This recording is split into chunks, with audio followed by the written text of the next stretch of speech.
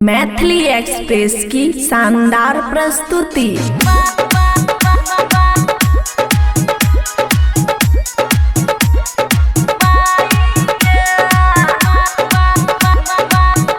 खुशी recording studio बलुआहा। छौरा दरभंगा के दवा हमरा करैया बड़ा छौरा सहरसा के दवा हमरा करैया बड़ा दै छै अपन सामान सटाई गे कतनो करै छी हम माई गे माई गे माई गे माई गे माई गे दै छै अपन सामान सटाई गे कतनो करै छी हम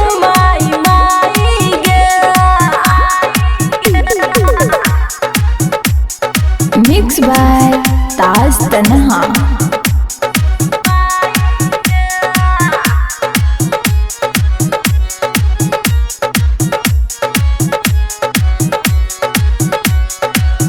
करे उल्टा पुल्टा काम लागैया करतै बदना करे उल्टा पुल्टा काम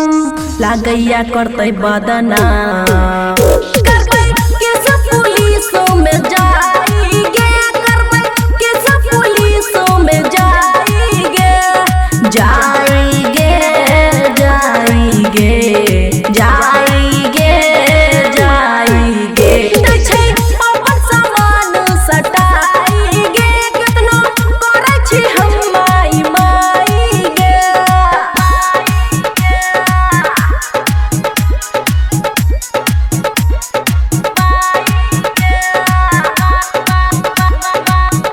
खुशी रिकॉर्डिंग स्टूडियो बलुआहा। जारा में खोजै छै जोगार पड़ल छै लफके बेमार जारा में खोजै छै जोगार पड़ल छै लफके बेमार हाथ दै छै कमरो घुसाई गे केतनो करै छी हम माई गे माई गे माई गे माई गे माई गे दै छै अपन सामान सटाई गे केतनो करै छी हम माई गे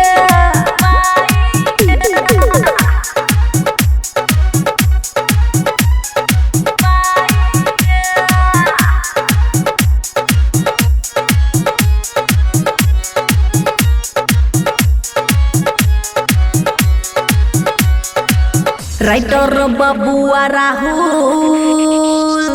बात नहीं बुझे बिल्कुल राइटर बबुआ राहुल बात नहीं बुझे बिल्कुल सब काम दै छै गड़बड़ाई गे केतनो करै छी हम माई गे माई गे माई गे माई गे दै छै अपन सामान सटाई गे केतनो करै छी हम माई गे। खुशी रिकॉर्डिंग स्टूडियो बलुआहा।